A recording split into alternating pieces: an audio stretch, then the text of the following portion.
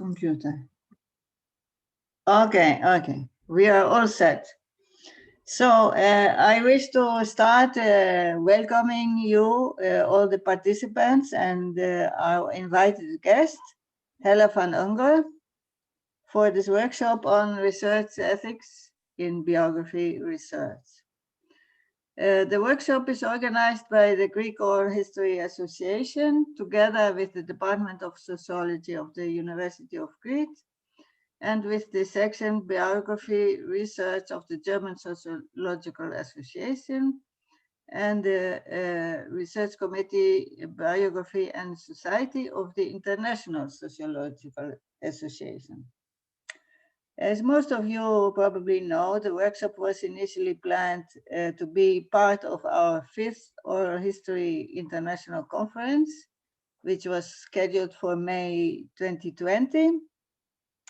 And we would have liked very much to host you all on the hospitable grounds of the Sociology Department in Crete, and to continue our discussion over a glass of Cretan wine. But unfortunately, the pandemic had a different fate for our conference, which we hope to do as soon as possible, but certainly off screen, because we value very much also the human interface communication. The debates on research ethics, however, seems never ending, and they have become more complex due to the pandemic because of the increasing digitalization of human communications.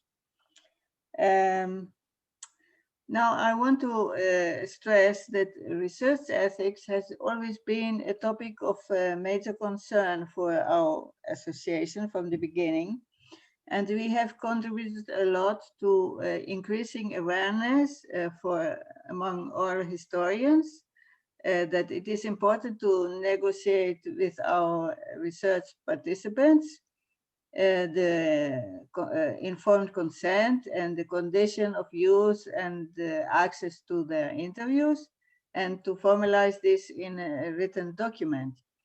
I say this because that was not at all standard practice when our association was created in 2012. And then in 2018, when the GDPR was adopted, we took immediately action because we feared that the strict regulations on personal data protection, which are entrenched in this legal document, might jeopardize any research, qualitative research, focusing on personal memory, which all of we know it's the lifeline of any oral history interview. So we found a lot of support in the important work done by the oral history team of the British Library, and we translated their very valuable legal and ethical advice, and we put it on our website. We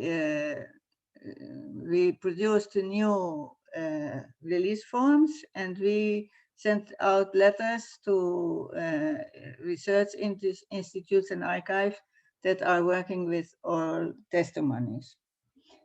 It is therefore a deep pleasure for us to host our German colleague, Helle van Unger, on discussing these important topics, which will be certainly very inspiring for all of us.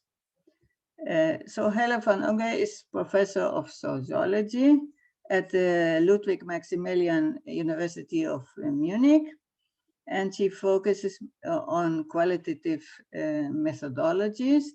And she has done a very interesting research focusing on the sociology of health and illness, and on migration and ethnic groups, ethnic minority groups. And she has published a lot of interesting articles, and she sent us some of them to prepare us for our workshop. One of the main points we can see in these papers is a very interesting, I think, point of departure, saying that research ethics should not be a package of strict rules, but it should be an opportunity for reflexivity. And I think that will be a leading idea of this workshop, which can inspire us all. Before I give over the floor to you, Hella, I would like to invite our co-organizers to address the audience. And we will start with you, Yorgos. Yorgos Tsiolis, head of the department of the Sociology department in the University of Crete. And he is a dear colleague and founding member of our association, and until very recently, our vice president. I want to stress here that Yorgos has been a major factor in familiarizing the Greek research community with the methodologies of biography research, and we are very grateful for that. So, Yorgos, please take the floor. Thank you very much, Ricky. Dear colleagues, I also would like to welcome you to this seminar. And of course, I would like to thank our keynote speaker, Hella von Unger, professor of sociology at the University of Munich, for being here with us today. As Ricky said, the seminar is organized by the Department of Sociology of the University of Crete, the Greek Association of Oral History, the Biographical Research Section of the German Sociological Association, and the Research Committee 38, Biography and Society of the International Sociological Association. I would like to thank all the organizers, and especially the latter two, for their financial support. This seminar was initially planned to be part of the conference we would organize last year in Rethymnon, but was postponed due to the pandemic. As the extraordinary conditions continue, we decided to hold the seminar as a webinar, although our wish was to meet us in our university campus here in Rethymnon in Crete. Why this topic? We decided to organize a seminar on ethics of qualitative research, and in particular on biographical research and oral history, as two events that took place in the last 3 years in Greece rekindled interest in this topic. The first is the incorporation of the European General Data Protection Regulation in the Greek legal order, and the second is the establishment of ethics committees in the Greek universities that obligatorily approve the research projects of all founded programs. Our first experiences with these two arrangements are such that they made us wonder about a number of issues that have been long highlighted in the relevant literature. For example, do institutionalized reviews established by these ethics committees bureaucratize the research process and create obstacles to academic freedom? Does the introduction of uniform criteria for all sciences result in dominance of a biomedical discourse in matter of ethics? Does this mean the return from the back door of the dominance of positivism to the social sciences?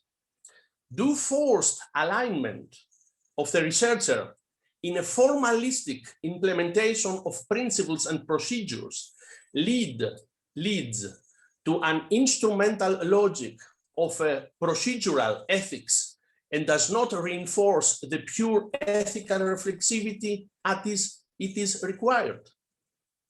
To discuss the above-mentioned issues, we decided to invite Professor Hella von Unger, who has been dealing for many years with ethical issues in social research and specifically in qualitative research.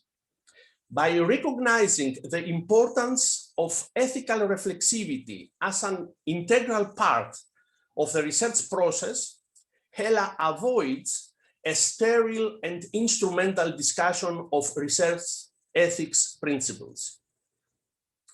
In her text, she historicizes the issues of research ethics and recognizes the substantial interrelation of ethical reflexivity with methodological reflexivity. She also considers that the implementation of ethical principles is always related to the object under investigation and to the particularities of the research field. By extending the debate of research ethics beyond individual rights like informed consent, protection of personal data, and non-harm, she highlights issues related to social inequality and injustice.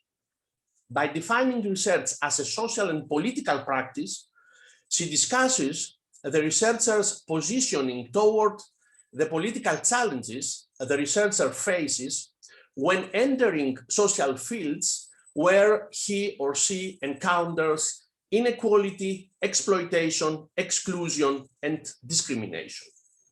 For all above reasons, Hella, we welcome you and look forward to hear your presentation. Thank you very much.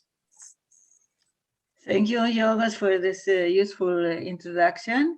And now I would like to ask Irini Scioti to say a few words before we begin.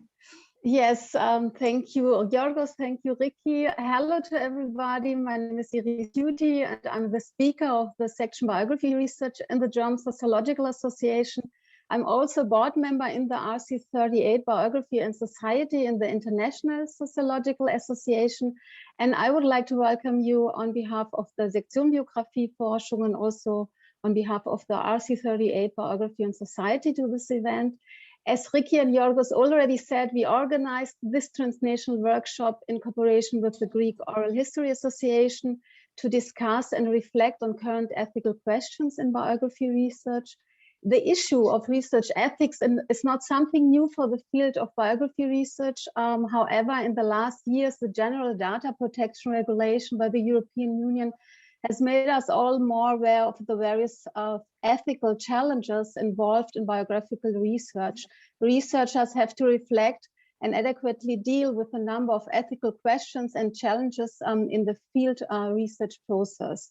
And doing research on data analysis on the basis of biographical narrative interviews has been very productive in different sociological areas.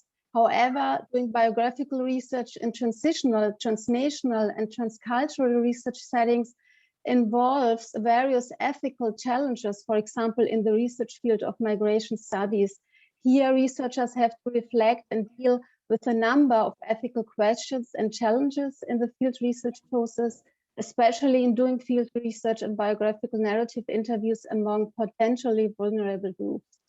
The different challenges concern the research relationship with regard to question of trust, power hierarchies, and mutual as well as differing interests concerning research questions, aims, and procedures.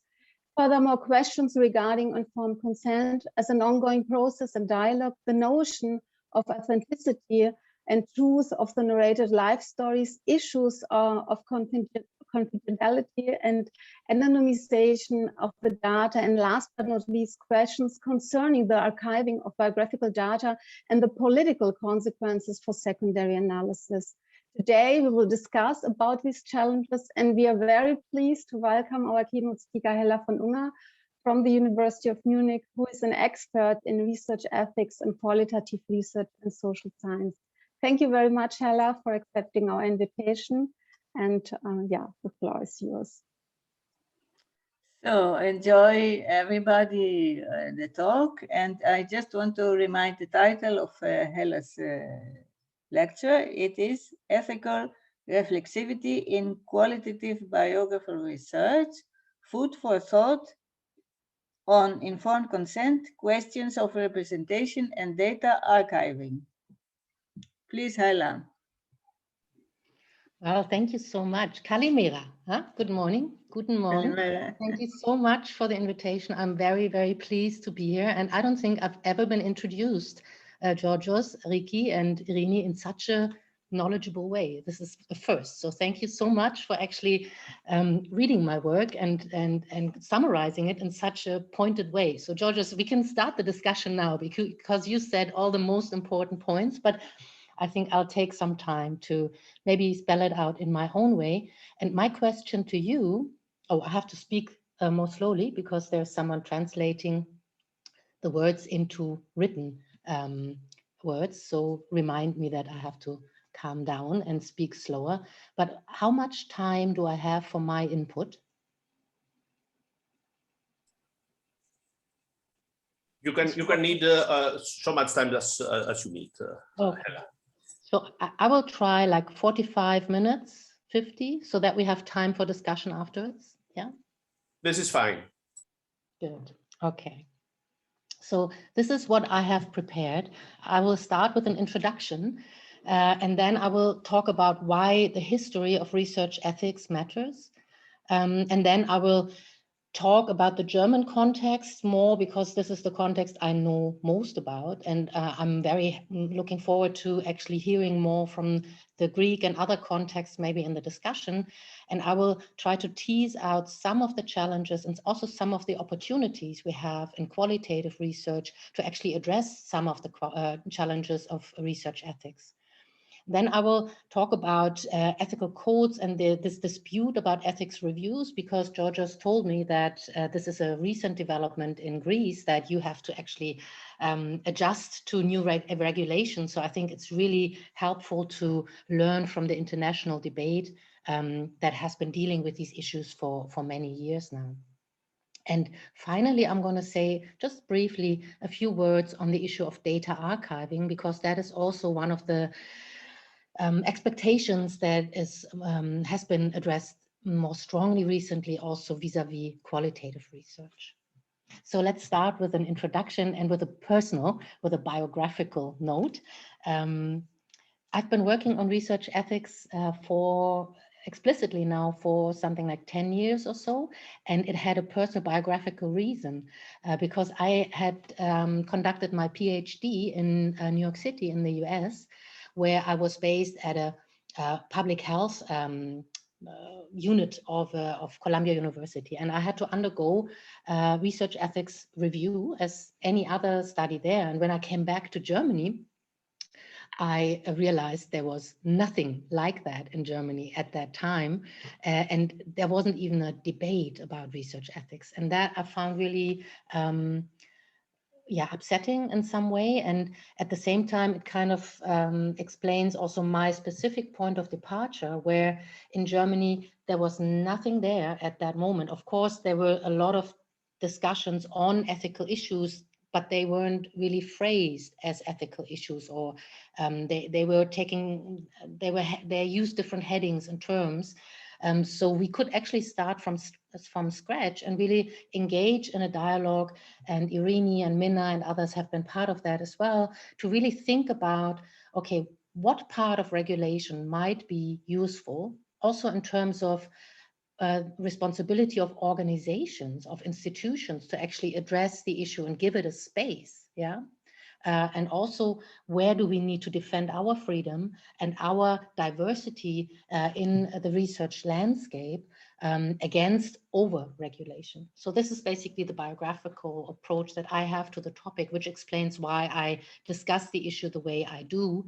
And whenever I speak in front of Anglophone audiences, very often I get the feedback that, oh, it's so refreshing. You actually talk about ethical reflexivity and not just about, the drawbacks of ethical reviews or so. But I think it's very important that we combine these two ways of addressing research ethics. And this is what I'm trying to offer to you today, a useful way of also talking about codes and regulations that don't hamper research, that can support research, and at the same time, the responsibility of every single researcher to practice ethical reflexivity.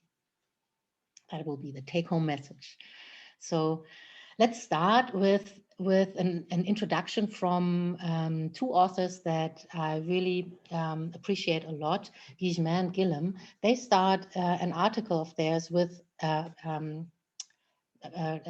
scene from their field experience. They say, picture this scene. You are a researcher working on a study examining women's experiences of heart disease. You're interviewing Sonia, a woman in her late 40s with diagnosed heart disease. Sonia lives on a remote farming property in a rural region. She's married, has one teenage daughter, living at home with herself and her husband. The interview is progressing well. Over a cup of tea in Sonia's kitchen, you inquire about the impact of heart disease on her life. Sonia stops and closes her eyes. After a few moments' silence, you notice tears welling up in Sonia's eyes. Sonia tells you that she's not coping, not because of her heart disease, but because she has just found out that her husband has been sexually abusing her daughter since she was a child. So this is a very strong example of what can happen in qualitative research, where we cannot foresee what kind of experiences people will share when we give them the space to address and reflect on and share their experience. Because this is the case, and this is so much part of qualitative research, this is a very strong argument for understanding research ethics as a procedural issue, as something that we have to be aware of over the whole process of the research endeavor, and also in the moments, especially in field research. We cannot prepare fully for that. Of course, we can teach and we can kind of imagine that and anticipate that prior to doing interviews on health issues, that people might share painful experiences. But this experience and a narration of sexual abuse happening in the family is one of the family secrets, probably, that was just recently shared with her, and now she shares in this research interaction. So this just shows the kind of responsibility we also have as researchers. How do we then behave in an ethical manner in a situation like this? Yeah. Do we continue with the interview as planned, or do we take the time? And how then do we address the issue and manage the relationship with, in this case, Sonia?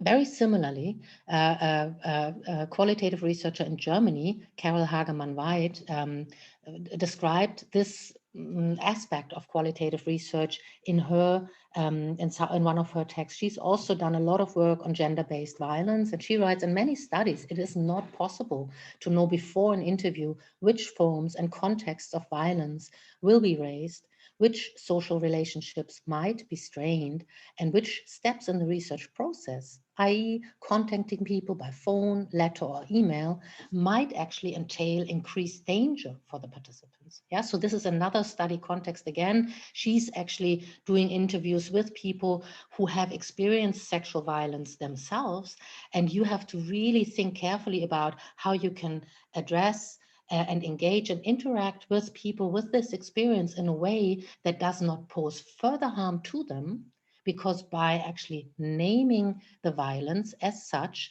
in a research context, this might create new opportunities for perpetrators of violence to turn violently against the person. Yeah, so this is in this field a really, really important thing to consider. And because this is the case, Guillemin and Guillem actually framed the term ethically important moments. Those are those moments that we really should be sensitive about, and that we should pick up on in our field experience. They say, how as researchers do we respond to such disclosures? They are now referring to this Sonia incident, when they occur, and are there existing conceptual frameworks and principles that we can draw on to assist us? And here you can see the codified version, yeah, the kind of more regulated type of research ethics can be really helpful, because it is actually condensed experience that certain associations and the like can provide us with to turn to when we need orientation. Our focus in this article is on what we refer to as the ethically important moments in doing research, the difficult, often subtle, and usually unpredictable situations that arise in the practice of doing research. So the international debate in large parts is framed as ethical reflexivity, which is what Guillemin and Gillam also call ethics in practice, versus procedural ethics, which are kind of these obligatory reviews that are that you usually have to undergo, especially in Anglophone countries such as Canada, the United States, the UK, South Africa, Australia, and others, and now Greece as well. And much of the international debate is kind of structured in a way that they say, oh, those are two positions against each other, yeah, so versus. And there's a yellow question mark, because Guillemin, Gillam, and also myself, I question that this is really something that is oppositional to each other. I don't think it's an either or.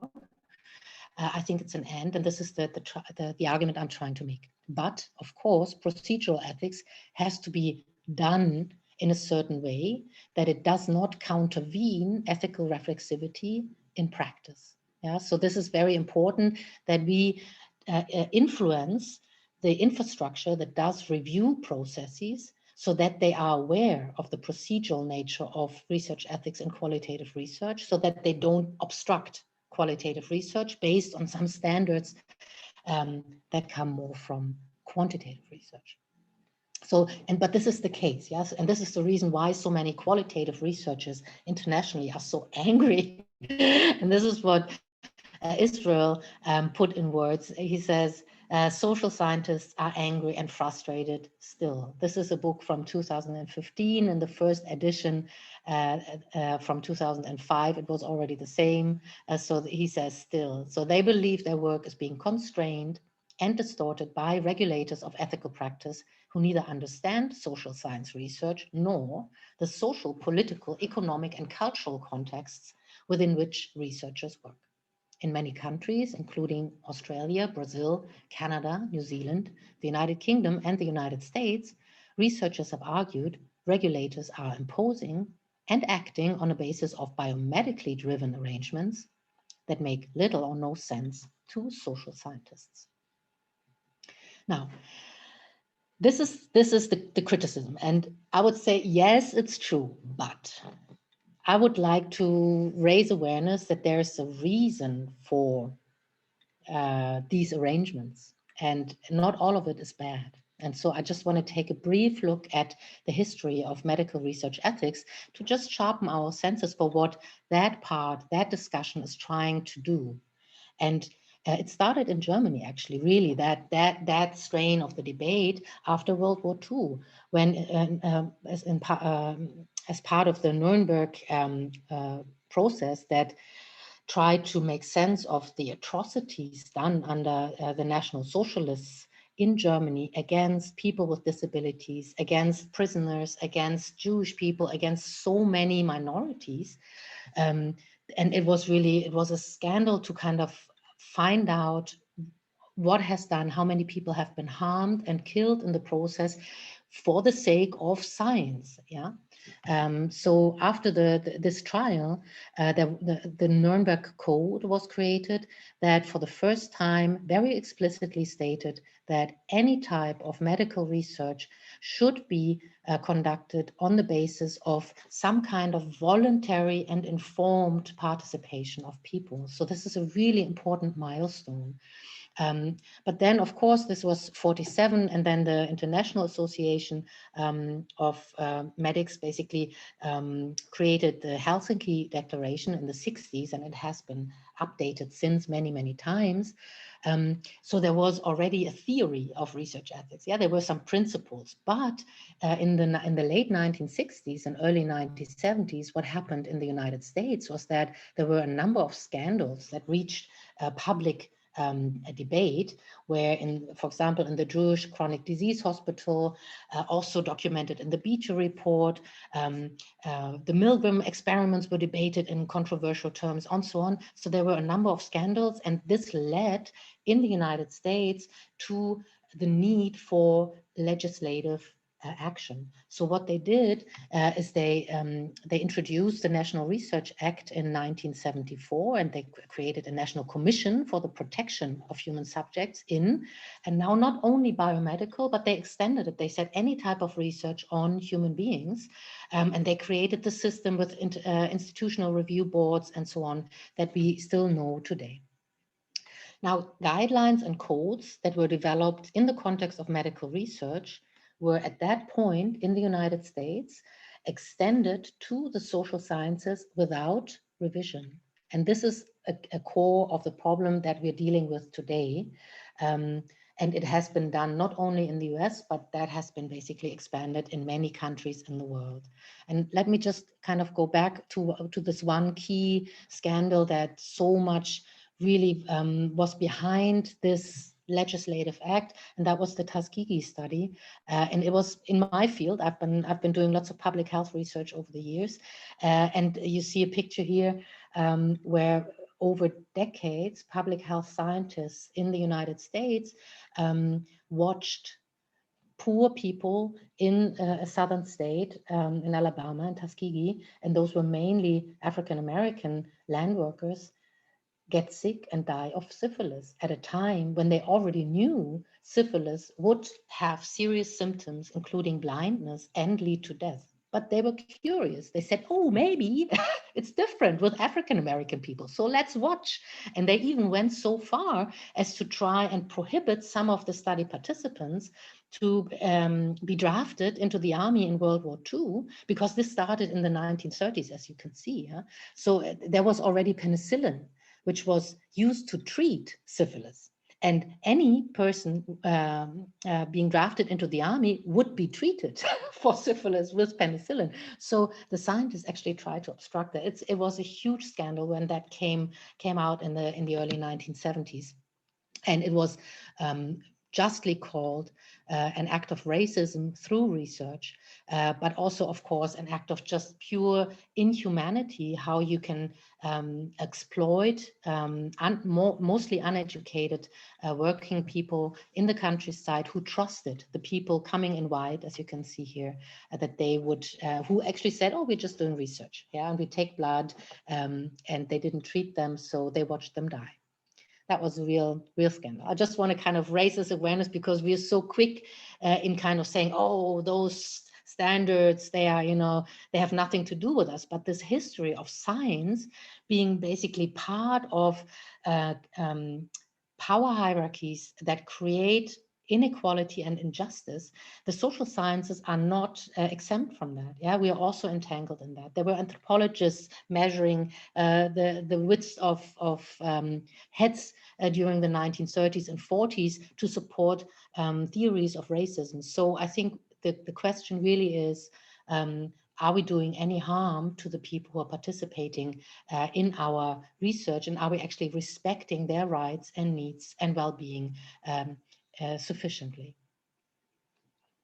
So, but still, of course, when we come back to today's discussion, there's a lot of really well-founded criticism of the kind of review process that is going on at the moment, because in so many places you have ethics reviews that really, where people make these reviews and they have no clue about qualitative research. They think, oh, it's very unscientific, it shouldn't happen, or they have no idea about vulnerable populations where you cannot just simply basically get a written informed consent in the same way as you could in a medical treatment study. So a lot of people, including Hammersley, really question the meaningfulness and legitimacy of ethics reviews. And one point of criticism is the bureaucratization and the legalization of the whole procedure, which has a lot of non-intended paradoxical effects. And I can testify to that, because when I was working in New York, we were doing, not for my PhD, but for the project I was employed in, we were working with women with chronic mental illnesses, and we had informed consent sheets that were 4 pages long. Yeah, so we had to really go through it, and it was tiresome, and it didn't really. The idea of informed consent is to inform people, to empower them to make an informed decision whether or not they want to participate or not. What in fact you're then doing with these 4 pages of paper is that you're not empowering anyone. You're basically just getting a signature that benefits in the end the institution, because in the United States, of course, they're very afraid that people will go to court and kind of sue them.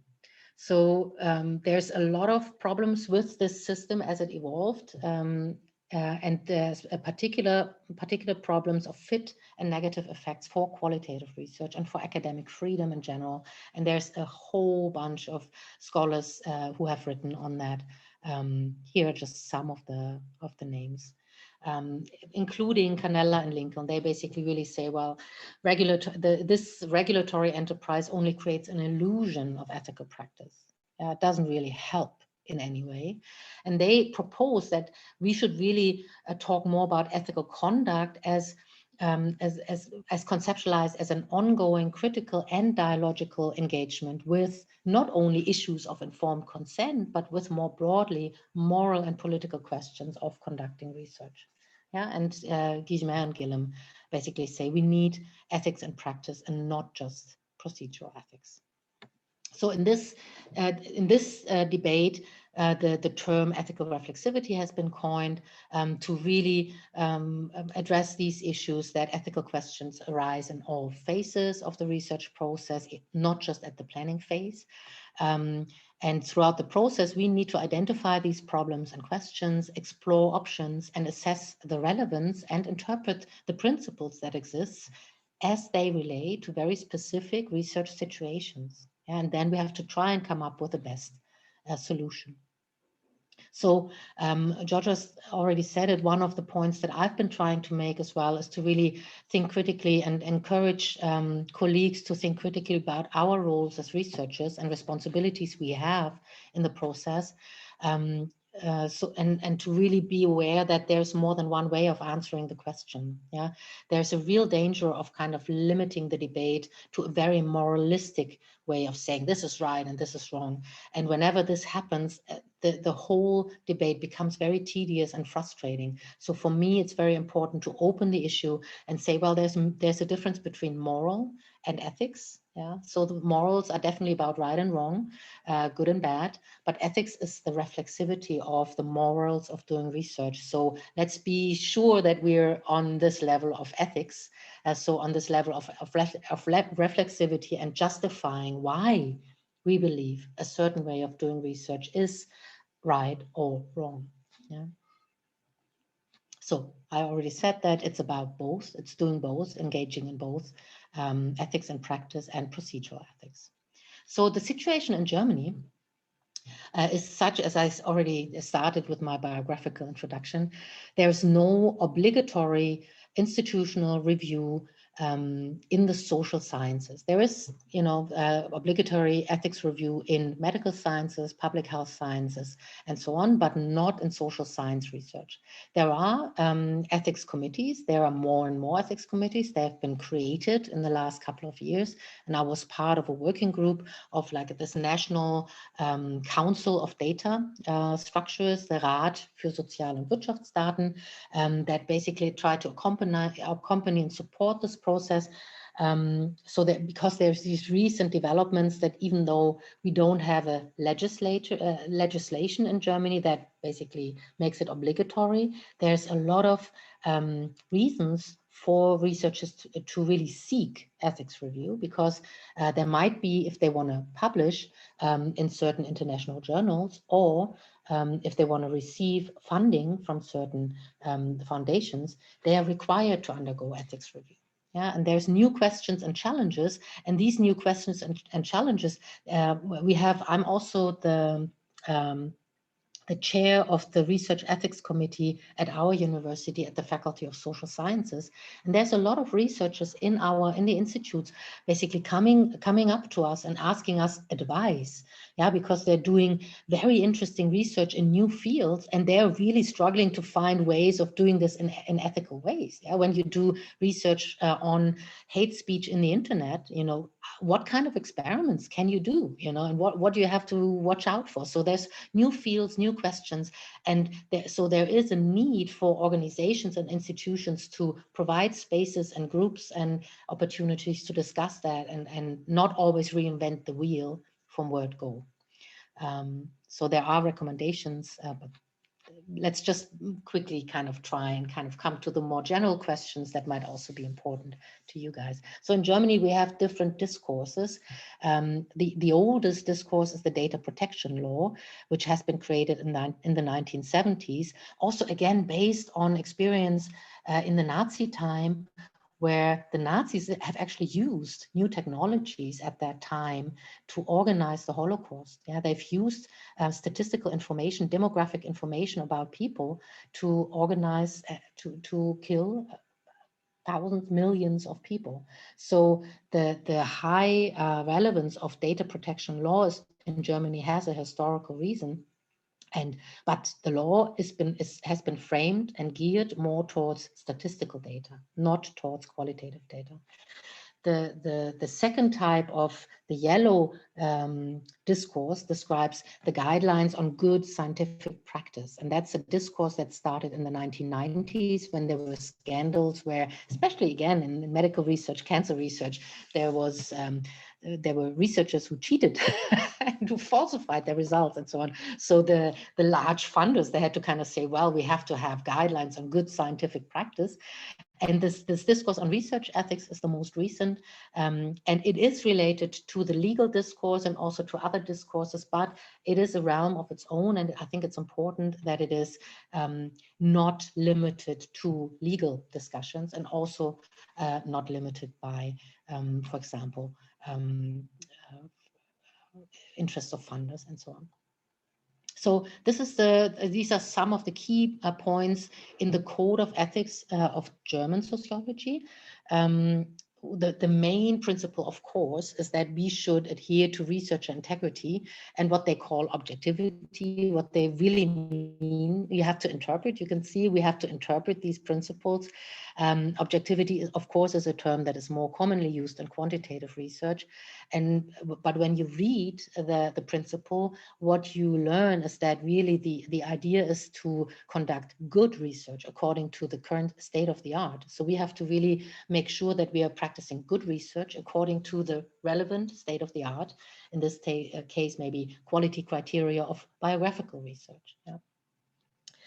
But the scientific value is not the only principle and not the highest. So we have to balance that with protecting participants, with avoiding harming them, assessing the risks that our research might pose to them, making sure that it's voluntary participation, and providing enough information to them that they can actually make a decision, and then somehow documenting that they have given their consent.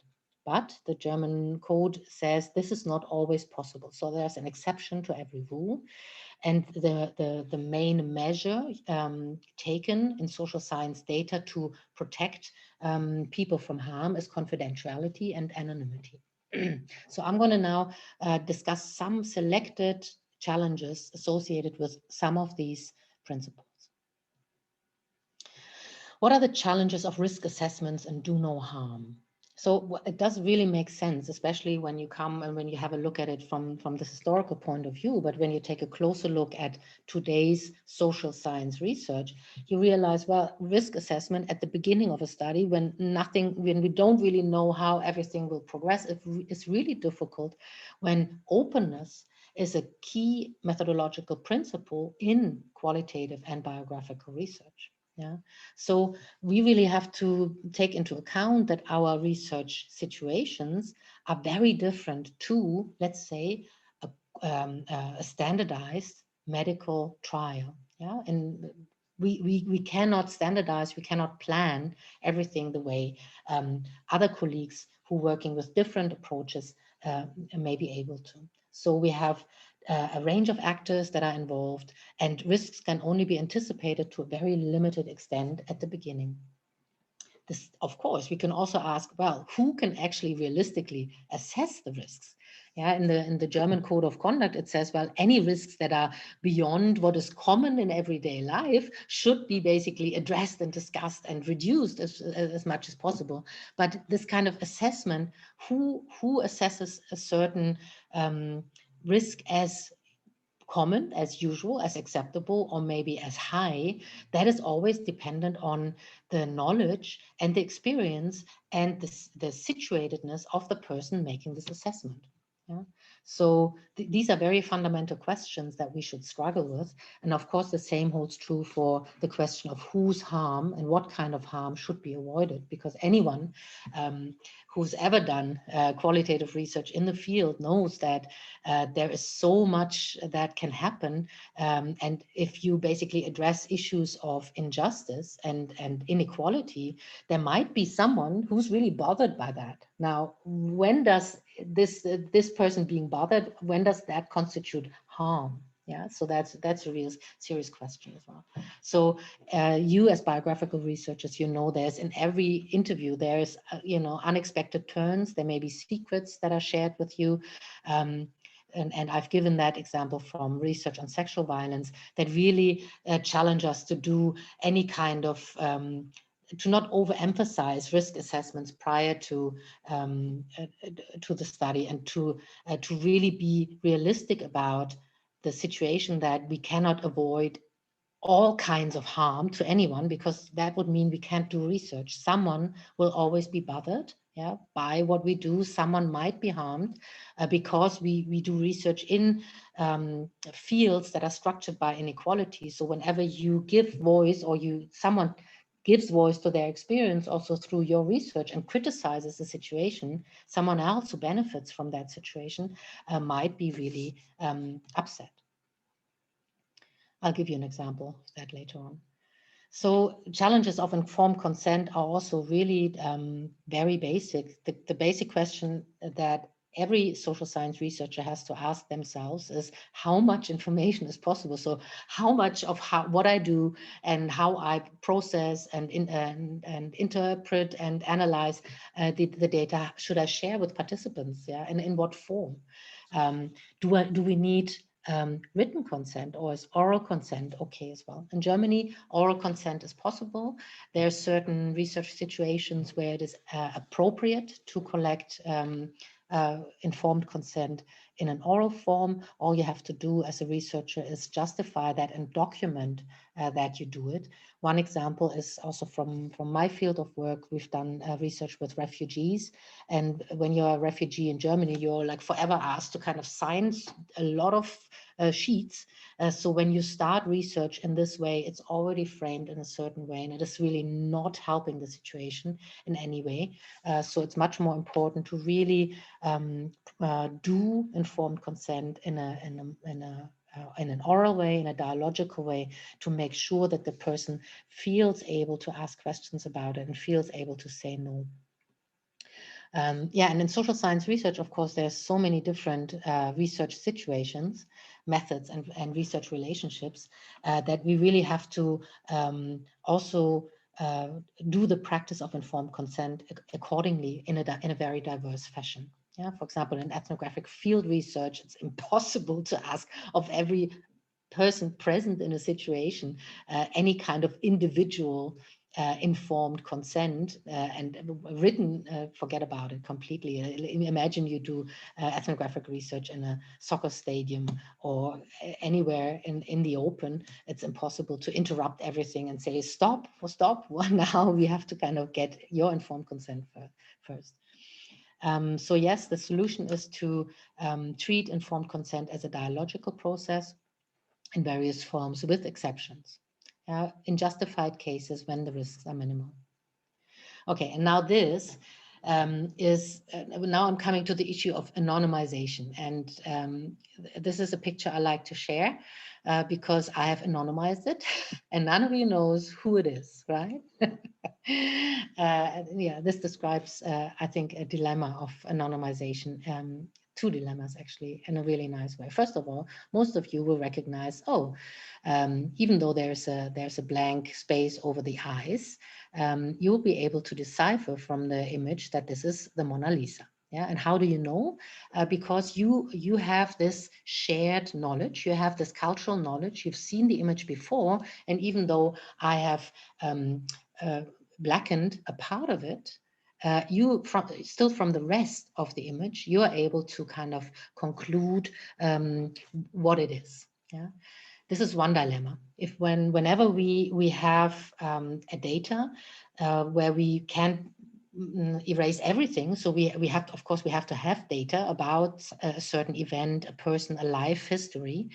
People who know this person will be able, from the parts that you show, to guess who it is. Yeah, just because there is this insider knowledge that gives them the ability to basically conclude from the parts, make the conclusion to the who it is. Now, the second dilemma that this image shows is that when we do anonymize our data, we change our data.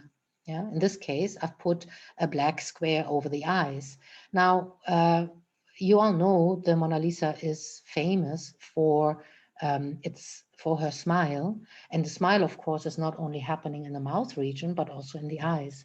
Now, when we change our data to anonymize it, what are we doing to it? Are we changing its heuristic value? Are we changing what it stands for? And this is a really serious concern that we have to think about. Yeah, also names of people, they carry information about people. Yeah. So when we take away the names, when we give new names, it's a very political act. We have to really think about that, and we have to think carefully if we can do it in an ethical way. There's other traditions like a lot of you are from the Greek Oral History Association. You do not usually anonymize your data. So when you work in interdisciplinary ways, you know that in political science, things are done differently. In the social sciences, we have to anonymize everything. In history, you don't anonymize anything because you know that it's important. It's an important piece of information that you cannot and you don't want to change. So I think the issues to be considered are plenty. So again, the data protection regulations come in terms of anonymization were developed for statistical data. And there's again a question of fit. Yeah, qualitative data comes in so many different forms: ethnographic material, visual data, expert interviews, biographical interviews, and so on. And in most of these types of data, context is tremendously important. So we cannot take away too much context because otherwise our data is useless. So this term absolute anonymization is completely impossible, and what we call de facto anonymization has only limited feasibility. What we need, and this is what Saunders, Kitzinger, and Kitzinger describe in a really great way, are tailored and reasonable solutions where we balance protecting participants and also protecting the heuristic value of the data. At this point in time, and I think, Ricky, you referred to that earlier, that of course there's new challenges, ethical challenges that come with the digitalization of our times. And Tilly and Woodthorpe actually raised the question of whether anonymization is at all possible anymore in the times of the internet, when you can basically, with an easy keyword search, you only need 3 bits of information about something, and then you can find out maybe the place, the organization's name, and so on, where research has taken place. And when you then know, oh, the head of that organization, you can really decipher anonymization in a very simple fashion. So that's a real problem too. And the text by Saunders, Kitzinger, and Kitzinger provides a really funny example of, researchers taking so much care to anonymize their data, and then their participants decipher the data because they link an open access article to their Facebook page. And yes, of course, we have to tease that in as well. Yeah, that people own their stories, and they might not want to be anonymized. So Yorgos said it at the beginning, we really have to broaden the debate. Yeah, it really doesn't help to try and stick to any kind of checklist of narrowed guidelines, we really have to think about what kind of research is justifiable and ethical in today's world. And one of the issues that is hardly even addressed by any of the codes and review procedures and so on is the issue of representation. And that is, for many of us, especially for you in biographical research, a key issue. How can you actually write about people's lives in an ethical way? And this book that is portrayed here is based on a study that was done in the north of Germany, in the northeast of Germany, Wittenberge. And it's a really interesting case for research ethics because the study sounded really interesting. A lot of researchers and community people and theater people and so on collaborated on that and tried to understand how this mid-sized city located in the former east of Germany is doing sometime after the reunification.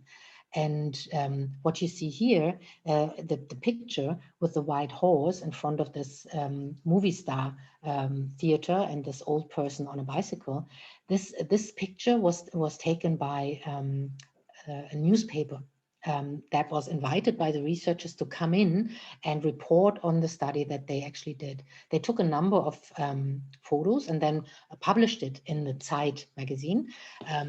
And a lot of people saw it, and the people in Wittenberge themselves, they were really upset about it because, especially this picture with this horse without a saddle, with which this horse is basically led through the inner city of Wittenberge. They said this portrays the city in a really derogatory fashion. They said we're portrayed like we were completely backward, yeah, and we have not modernized, and they felt really stigmatized by that. Now, even though the people from Wittenberge raised this concern, the researchers still went ahead and used after the Bürgermeister, I don't know what is Bürgermeister in English, the mayor. Mayor, yeah, the mayor of Wittenberge explicitly said that this picture does misrepresentation to the city of Wittenberge, because Wittenberge is actually they're really trying to start new urban projects and so on. So he felt misrepresented, and still the researchers went ahead and used it to publish their findings and make promote their work. So. Well, I'm slowly coming to a close or towards the end of it. Oh no, there's one more, but I think Georgia said it earlier. My point is that you really have to take to bear in mind that you have to practice reflexivity anyhow as a qualitative researcher. Yeah, so you have to take the context in which you do research and your subjectivity into account to actually do good research according to our state of the art. At the same time, reflexivity helps not only to do good research in terms of high quality findings, but it also helps to ask questions about the social impact of our research. Now, when we have, like here, some of our findings, maybe the researchers are critical and they think, oh, that city is backward, yeah. But what it does actually what does it, if we present critical results like this, we should do it in a fashion where we can actually justify it and where we can have empirical evidence for it. And this type of representation works on a different level, and I think is an example for a type of negative reporting that can be avoided, because you can use another picture. Yeah, what's inside that book, and if you have like critical results where you want to say, well, for example, Wittenberge is not as modern or as equal or as advanced and progressive as it would like to be, I think you can still do it. But this kind of visual representation that's a good example for where we can actually also compromise and really respect the interests of that city that has collaborated with the researchers for a number of years and has basically let them do research in their city. So when we kind of publish our results, we should make sure that they can live with our results, even if they might not like all of them. Yeah, that's my point. So in conclusion, ethical principles have to be applied, interpreted, weighed, and balanced on a very case-by-case basis. A standardized approach makes little sense in non-standardized research. And because the qualitative research places such a strong emphasis on openness as a methodological principle, this also means that we have to approach research ethics in a processual, dialogical, procedural manner. So for us as researchers, this means that we have to build in occasions and support structures for ethical reflexivity into the research process. We have to think about if we need supervision, or if when, for example, I supervise master studies or PhD students, in the supervisory relationships to really give space to address and raise ethical issues. In the support structures, like when you have interpretation groups or research workshops or so on, this is a really wonderful place where you can raise ethical issues alongside theoretical and methodological questions.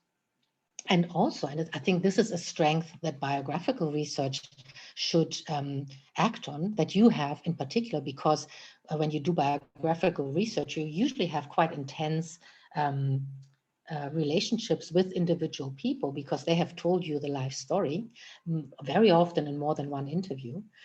So use these relationships to also engage and involve study participants in some of these ethical considerations, because especially when it comes to anonymization, you should find a solution that works for them as well. So as a last point, so the last 5 minutes, I just want to quickly talk about data archiving. That has been a topic of debate in Germany in the last 5 years or so. And the reason for it is that a lot of our quantitative colleagues have been saying, oh, it's a matter of good data to have, of good research to have open data, yeah, to be able to actually really replicate maybe study findings, and if this is not possible, to question the results of certain studies. And while this makes sense in quantitative research, it doesn't make sense in qualitative research at all. But let me try and just sketch out the debate. What are the reasons pro archiving? And now when I say archiving, I don't mean just simply putting any data freely on the net. I'm talking about there's data archives that do a fabulous job in really archiving data for further scientific use. Yeah, so they really think of, and archiving is, of course, a very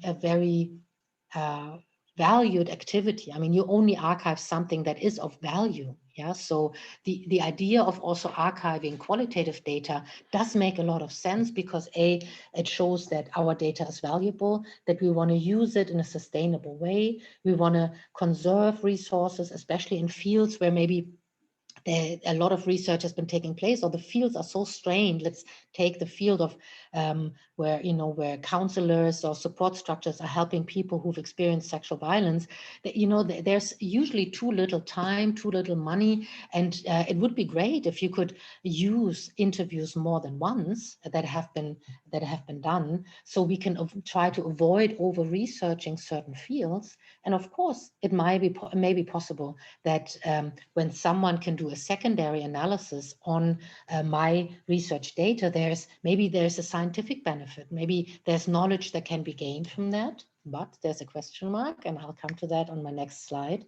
And of course, there's also the question of quality assurance, to really try, like the quantitative colleagues do, to say, well, let me see if these results really make sense and are grounded in the data. Now, the reasons against archiving are also plenty. The qualitative researchers in Germany have really struggled against any kind of obligatory archiving, because they say, well, first of all, there's so many different types of data, and the data are different from quantitative data. Yeah, so in qualitative data, for us, data is not a decontextualizable quanting of meaning before any analysis. Yeah, but it is a context-dependent union of meaning that derives their meaning also from the referential context and also in the act of interpretation. Yeah, so co-construction of data and knowledge. Then there's a limited possibility to anonymize qualitative data, as I've described earlier. It takes a large effort to actually do that. When you try to do that, to anonymize your data, to make it, to have other scientists access it and be able to use it for secondary data, it takes so much time and effort. So if you want to do it, it should be factored into your funding as well. The scientific benefit to secondary use as of this point is still unclear. And so there's very few qualitative studies based on secondary analysis that really show a knowledge gain. And then we have to really bear in mind what it does to our primary research when we want to open it up, when we kind of open up the possibility for further research. So that the term here that is used also in EU data protection legislation is called broad consent. If we want to use those data again for other purposes, we have to ask our participants for broad consent, and that is really controversial. And of course, there's ethical concerns in terms of risks for the participants, also for the researchers and for the quality of research. The risks for the participants are more well known. So I just want to quickly sketch some of the risks for the researchers and the quality of research that are involved. As you know, in qualitative research, it is a highly interactive research. Yeah? Franz Breuer once called it close. The methods are very close, where researchers and participants are very close. Nahmethoden, we called it. Data are co-constructions, and the data reveal in this way not only a lot about the person who's interviewed, but also about the researchers. By the way they ask questions, by the way they respond, the field notes that they write about the interviews, the postscripts that they write, and so on. So on the one hand, we have to document our subjectivity. This is a quality criteria. Yeah, so reflected subjectivity is part of doing good qualitative research, but we cannot protect our personal identity as researchers in the same way as we can protect the identity of our participants, because our names are on our publications. Yeah, so this has to be really factored in, and we also have a right to privacy. And we are also vulnerable, especially, for example, when you are in research teams and you have people working there at independent positions. We really have to ask whether they really agree on sharing their field notes with anyone outside of that research team. So the conclusions in terms of archiving is that requirements in terms of making it obligatory for qualitative data are deeply questionable on ethical grounds. Although we have to differentiate certain types of data used in qualitative research, for example, documents that are openly accessible. Of course, they can be archived, yeah, because that's a very different type of data as opposed to field notes, yeah. And we also have to differentiate by study contexts. As a voluntary option, it's, I think, a very good and very valuable option for selected data, as long as you have adequate resources and professional support to do that. There's a really great example in Germany, Quali Service in Bremen. That's an archive for qualitative data, and I'm part of that, of the advisory board, and they do fantastic work. But they really, I mean, they show how much work goes into preparing that data for archiving. When you do it, you do need the consent of participants, and you have to then somehow make sure that, well, on the one hand, there is legislation that says consent is in principle reversible, when they've given their consent to use it in this way, this is no longer the case. So that's more a legal argument that is taking place, where people are debating if this is okay, if this is justifiable. And one of the things that I always suggest, because I not only do qualitative research, I also engage in participatory research, where I work with stakeholders in the field, with communities. And I do believe that also when it comes to archiving, they are very important partners that should be consulted, or maybe even they should consider to take archives into their own hands, because they have better knowledge about the kind of risks and harms that may be attached to the data, to the life stories, and the kind of risks they are willing to take. Yeah, sometimes as researchers, we tend to be too patronizing. So this is my last slide for today. I hope that you feel encouraged to foster ethical reflexivity in your own research practice, also to share some of that in your publications and in your methods training. So to really address these issues in your teaching and in your supervisory relationships. When you actually, like me, sit on research ethics committees, but also when you work with them as someone applying for ethics review, please engage in dialogue, because research ethics committees, they don't necessarily know your field. Yeah, they might not know your methods. So you have to explain yourself and your ethical standards. And usually the way we do it here in Munich, we treat our committee as a learning organization. And as long as you can, you know, in scientific terms, if when you can cite literature explaining your specific procedure, for example, to do informed consent in an oral way, this is a legitimate way to justify this position. And when you basically explain that to a committee, the committee hopefully is willing to listen to that and then to kind of grant permission for that. All in all, we really have to protect our methodological diversity and also ensure that there is a diversity of ethical positions, arguments, and practices in our field, and that this is respected. Yeah.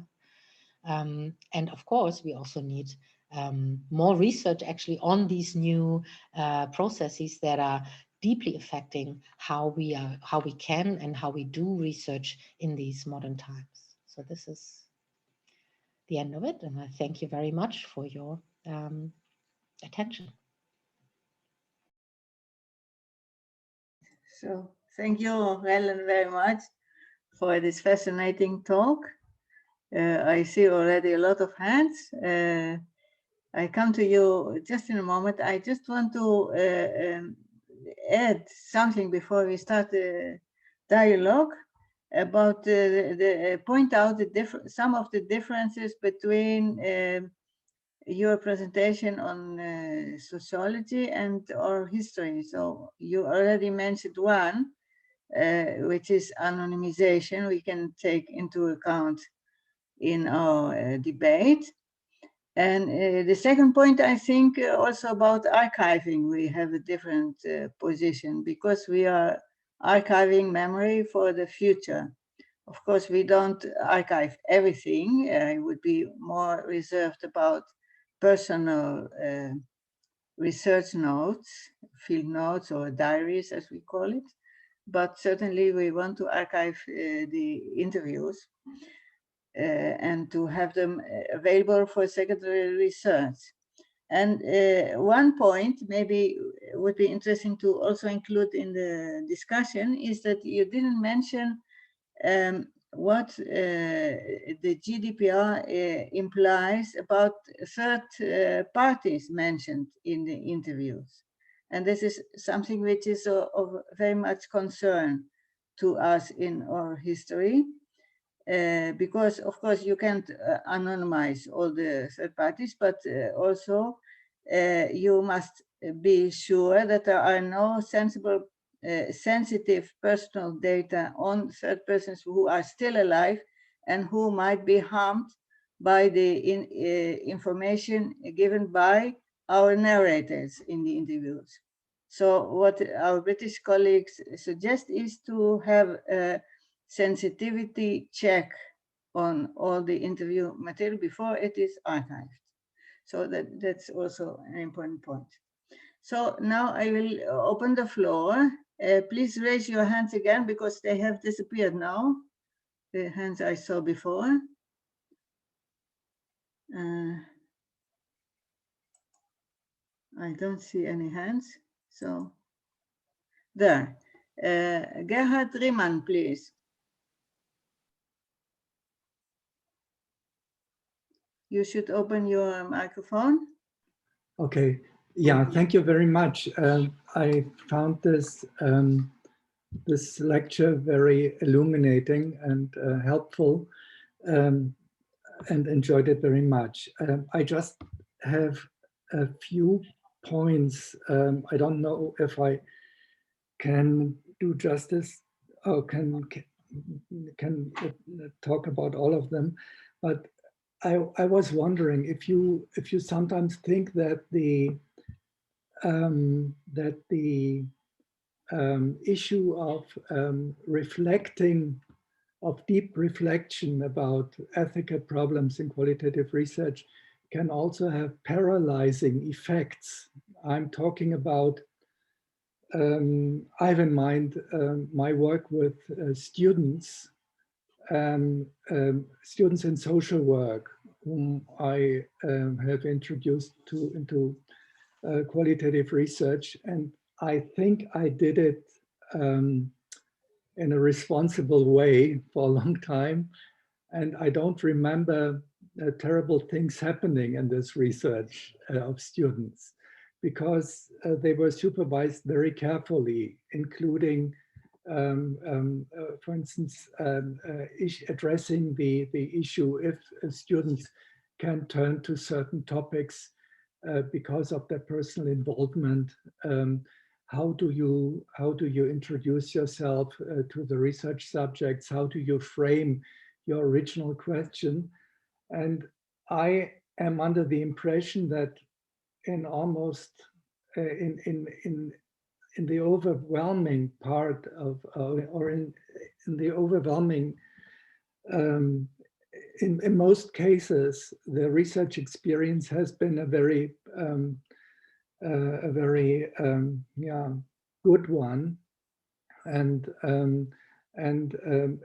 especially for the informants.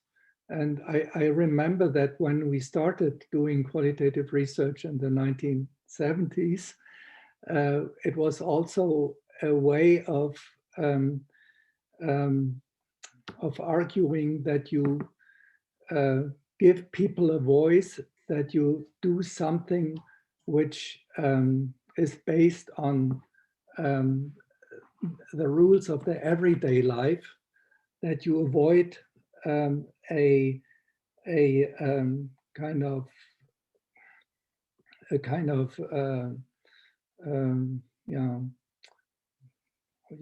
how can you say it? You avoid an artificial communication, which is often part of standardized interviewing, when people are degraded just into carrying information. I just want to know something of your experience and the rest is not of interest to me.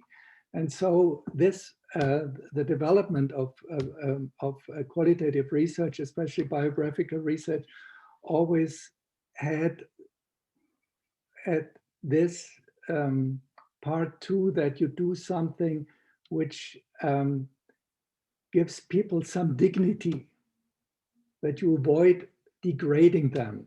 And I don't want to get into commercials about this kind of stuff. I know that many things can go wrong. And I also, 14 years ago, I wrote an article about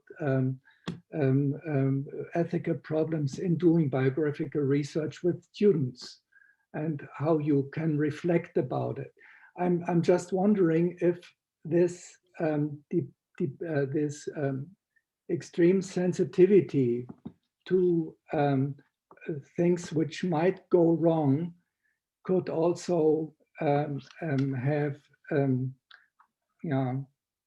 paralyzing implications for student research, for legitimizing student research,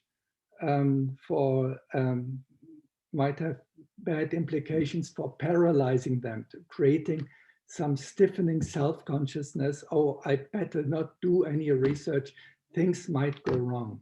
And this is not my experience. Okay, I'm sorry that it took so long. It took me a while to get into English again. Okay. Thank you very much. Hella, do you want to answer, or shall we collect some more questions? As you wish, Ricky. Okay, let's take some more. Anna Papaeti, you have raised your hand? Yes, thank you. Thank you so much for this brilliant talk. I have two questions I'd like to, I would be very interested in hearing your response. One relates to the opening of your talk, which hinted on this unexpected, unanticipated information or secrets that can arise from the interview process. And I'm in the process of starting a big EU grant, and through my ethics committee, I had to provide a policy of disclosure for such incidents that particularly talk about violence or unlawful behavior. And I have also to include that in my information sheet, of course. And I would be very interested in your, in how you think we can tackle this this issue of our ethical responsibility. For instance, if we have a case of sexual abuse or domestic violence, or even someone who wants to commit suicide, and that's shared with us. But also the issue of confidentiality and the building of trust. That's the one point. And the second thing I would be interested is, because me and my team will be working with vulnerable groups, trauma survivors, or people who have been imprisoned.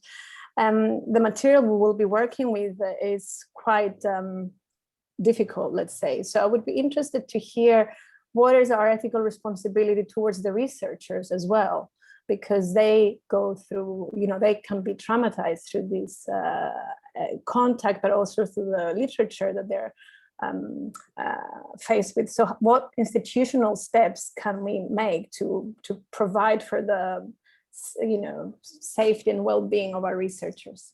Thank you. Okay, and one more, and then Ricky, for the first round. Yes.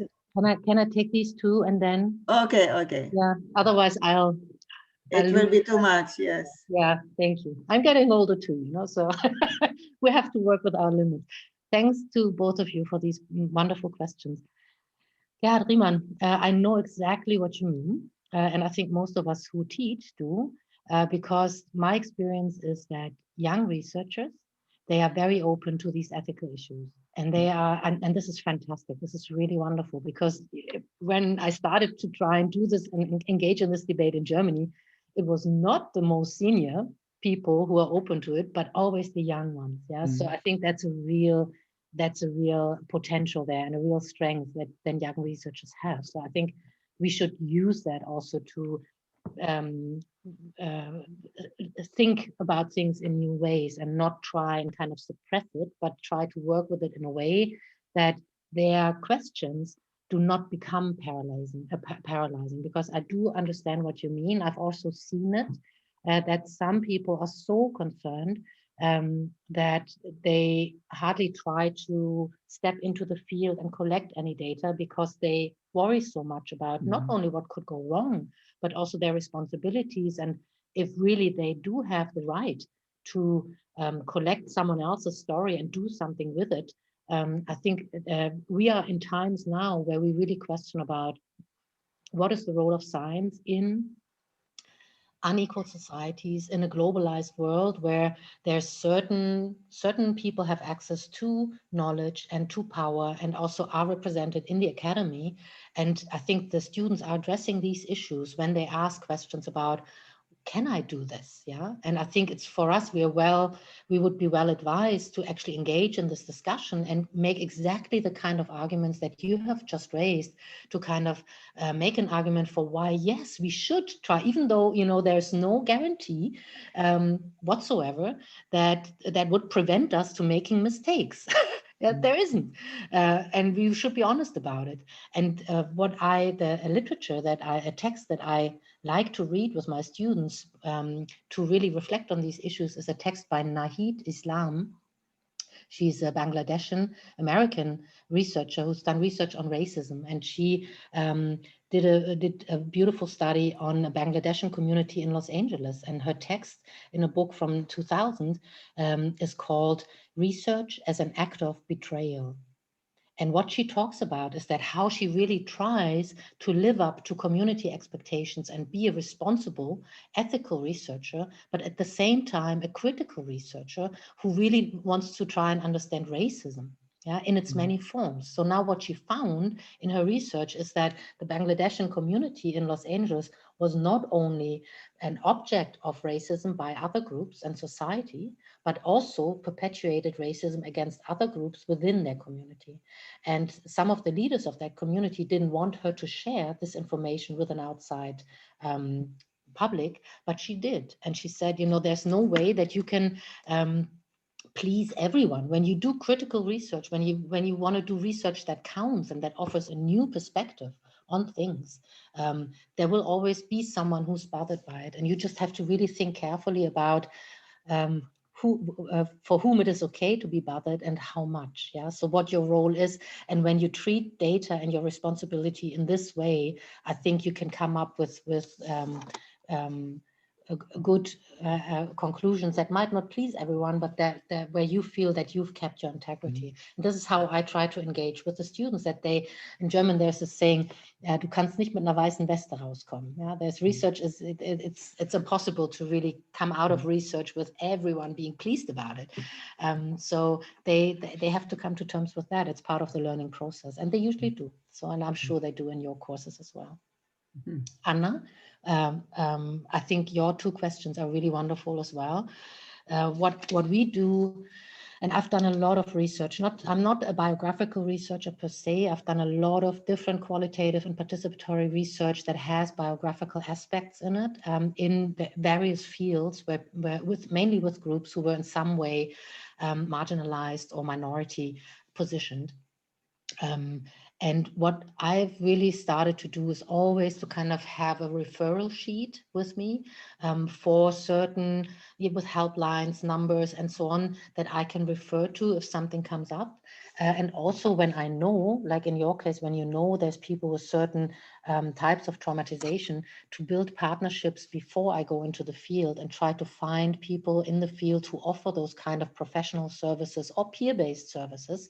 But I can't, I'm not a therapist, so I'm not a legal person, I'm not so many things. So there might be needs that come up in the interview that I cannot service to, but I can maybe help the interview partner to find someone to help them with it. And this is what I focus on, and what I also focus the training in the team on, that the people working in our teams, that they feel equipped to respond in these, to actually identify these situations, realize what their own limitations are, but then be sensitive to the needs of the participants and offer help.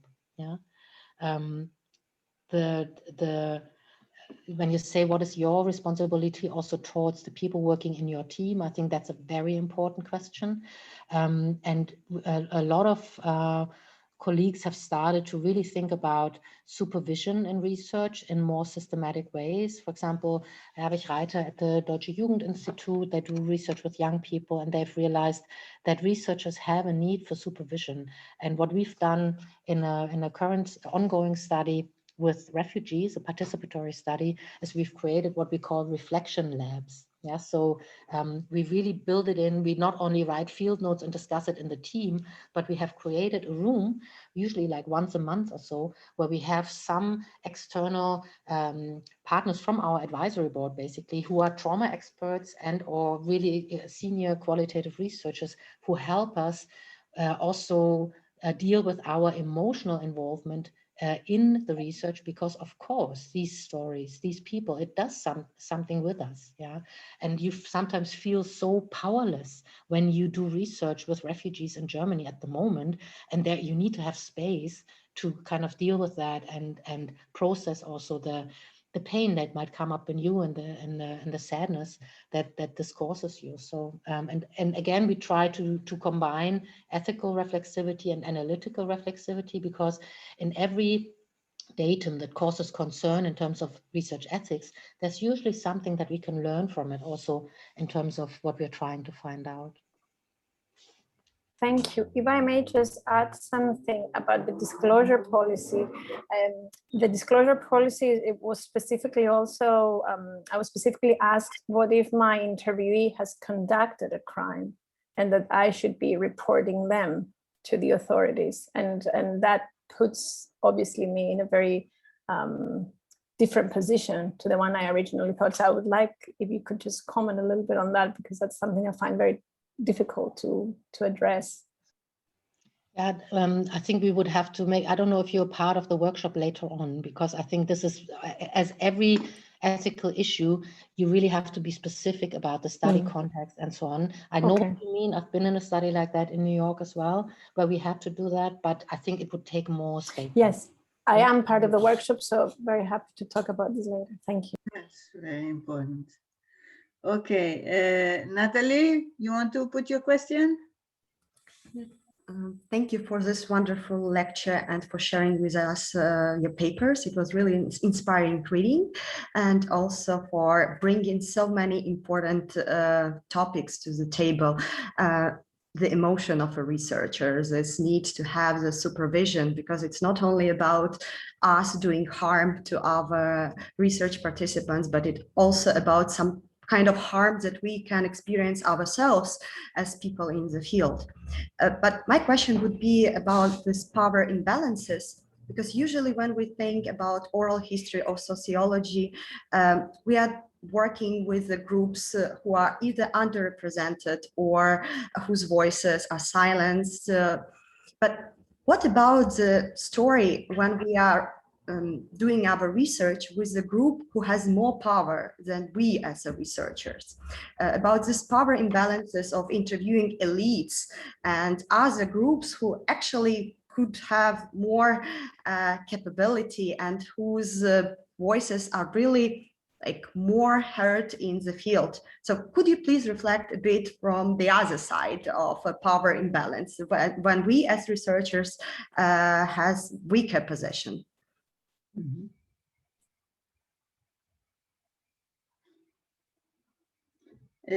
Okay, you want to answer, Hella? I don't see any other for the moment. I'll be happy to. There is Kaya. Kaya wants to put a question. Maybe we have one more question. Kaya, please.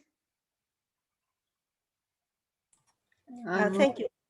Thank you. It would be rather more a comment than question, but because you ask us to be reflexive, so following this, I would like to share with some points that also come to my mind, and they bother me quite a lot. And first thing is that I think that now we can also observe some kind of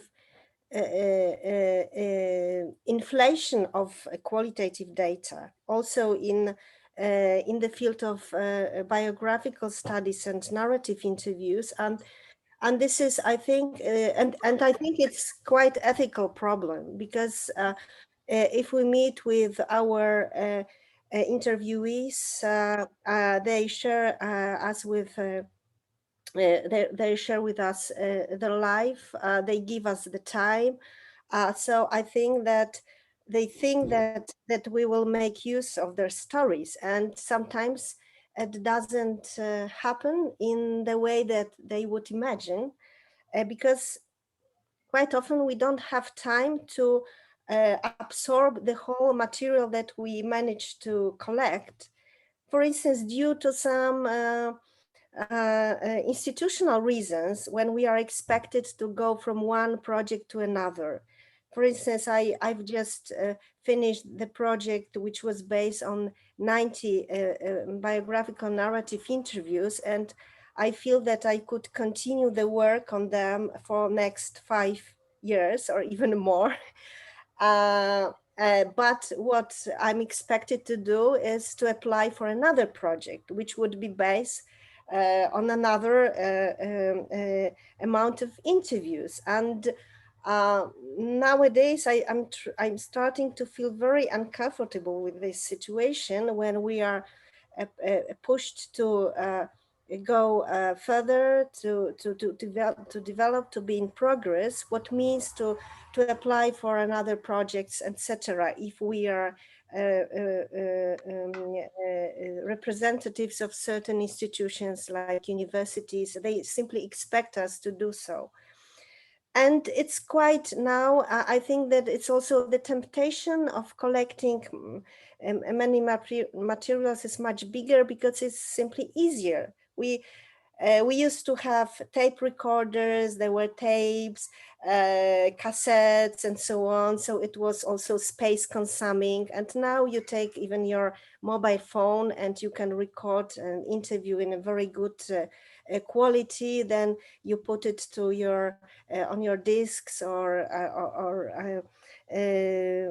whenever, and it's done. Yes. So also the and I would like to go to another point, that there is also such expression now, big quality data, yes, not only big data related with these big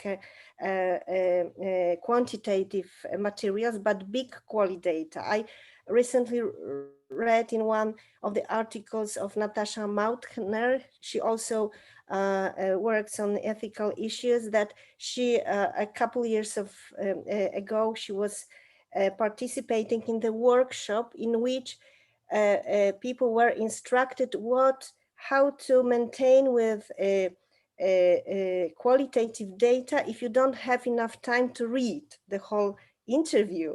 So what to do with your data, with your material, when you cannot any longer absorb everything that you have collected. So it goes to this quite dangerous direction in I think. Yeah, and I think it's another ethical issue. And the last point about this reflexivity, I think that on the one hand, of course, I totally agree with you that we must be reflexive all the time, and all the informed consents or anything doesn't release us from this obligation. But quite often we can only be reflexive, as I would say, exposed, when the research has been already finished, and then we get, sometimes by chance, some kind of feedback from other interviewees, from other researchers, even if we continue our workshops, seminars, when we do certain studies. But quite often it may happen that we think that we do everything in a correct way, but then after sometimes it appears that it was not that. And I would like just to give one example. These are not my studies. Actually, they are related to oral history activities. And I've just learned that from another person who did some kind of research in the same field. There was such an action of collecting narratives from people who were as children prisoners of a concentration camp for children. It was one of the very few concentration camps during the Second World War, only for children, and it was actually situated in my city. And these people have been neglected for their whole life, because nobody believed them that such a place like a concentration camp for 5 years, 10 years old people, children existed. So nobody will talk to them for years, etc. And suddenly people from a very recognized NGO organization approach to them because they archive stories, life stories of witnesses, and they recorded the life stories. So it was very good action because they gave them their voice. But what I learned just from some feedback and from another person, they felt being neglected for another time in their lives, because people came, they recorded their stories and disappeared.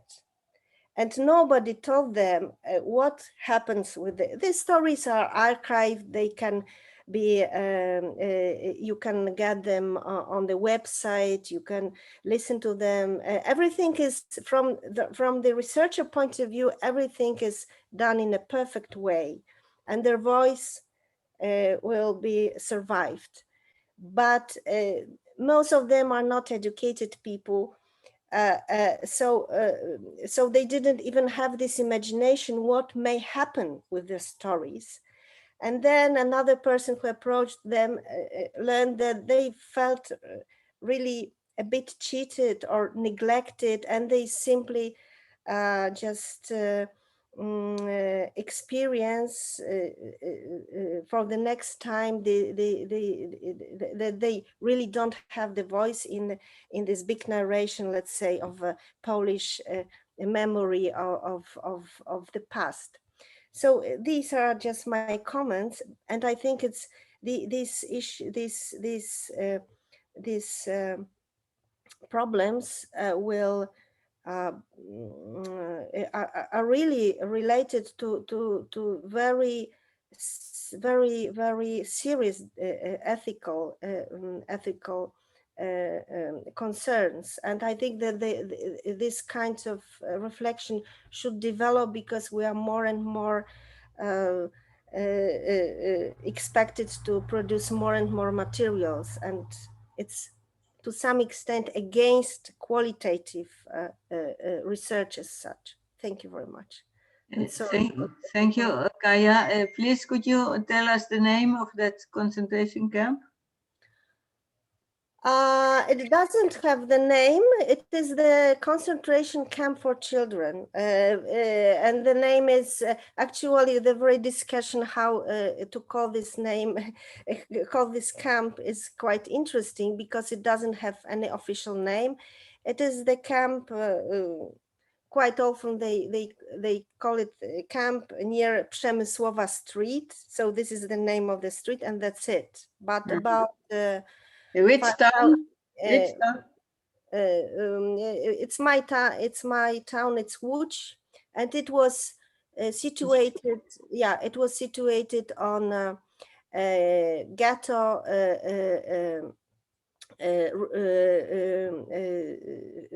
In ghetto, which was the second biggest ghetto in Poland, in Łódź, but it was dedicated only for Polish children. It was very tricky from Nazi German way of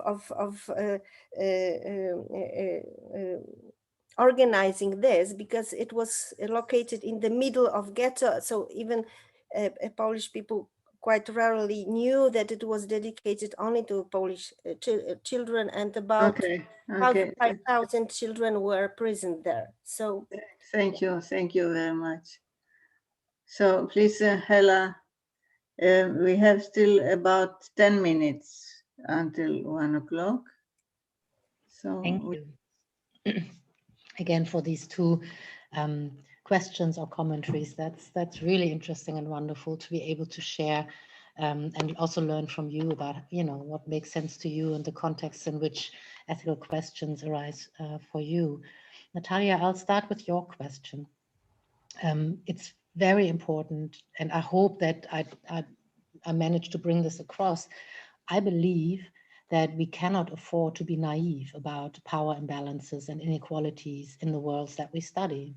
We simply can't. We cannot close our eyes to it, and everyone who actually steps into the fields experiences them. Yeah, so we have to also in our methodology and also in terms of research ethics, we have to really factor this in, knowing that it's impossible, you know, to have a complete objective perspective on inequalities, but still they work and they structure the worlds that we do research in. So, and this is a really good point, I think a really good example for what I was trying to say when I say that ethical decisions very much depend on the study context and the people that are involved in the study that we're doing. So when I do research, over the years, I've started to become and choose more participatory methodologies when I work with and when I do research with marginalized communities, because I've come to realize that it is very important that as a researcher, I do not reproduce inequalities in society where other people talk about these groups.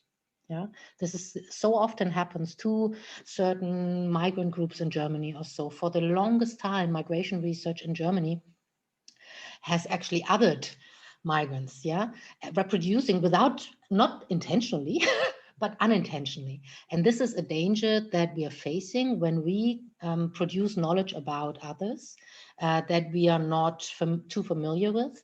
And I've come to learn that when I do research with, for example, people living with stigmatized illnesses, I've done a lot of work on HIV and AIDS or mental illness. When I do research with socially marginalized people or other groups that are othered in society, and I usually don't really participate in the general discourse as much as other groups.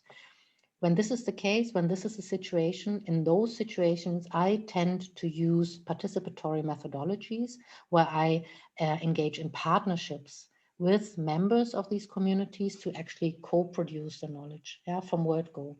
This is what I try.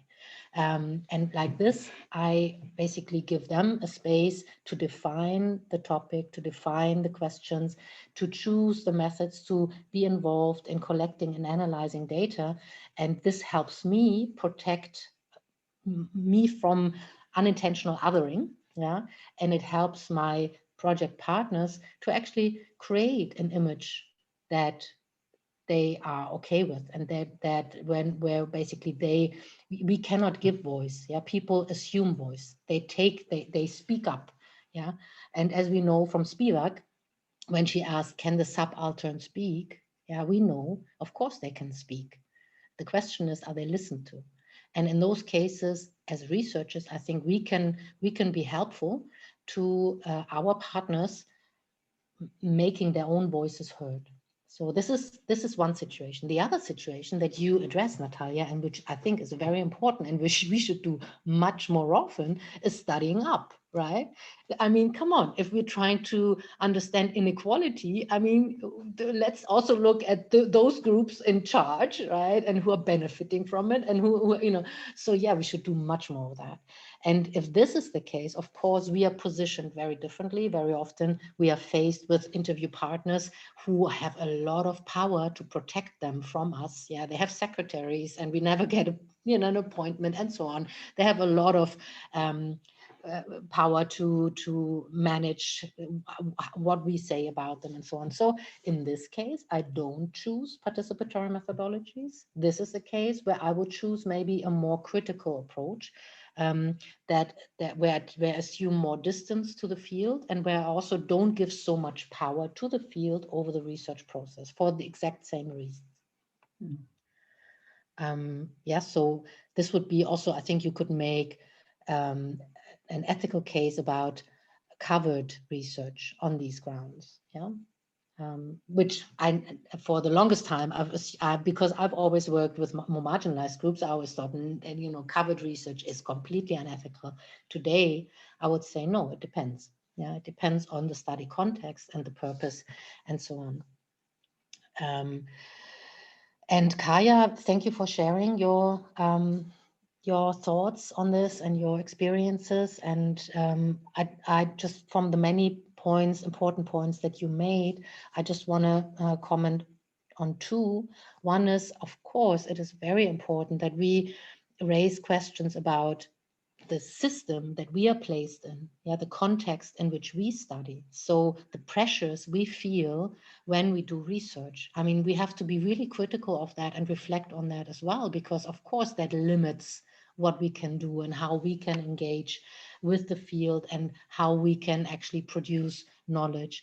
And it's a very important ethical, I mean, this is more when you think back to the principles that are kind of listed from the code, this is more like the first one where you raise questions about what is the quality of our work as researchers, if we are so pressured to produce so many publications and raise all this soft money. And so I think it's very important that we talk about that, and that we try to regulate that, and that we try to create spaces that allow us to do good research and engage in meaningful research relationships with the field.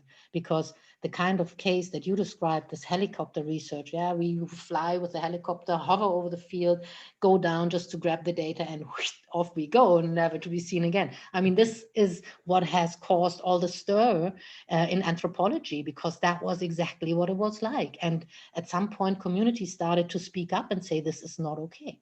So I think we do have to engage in these conversations.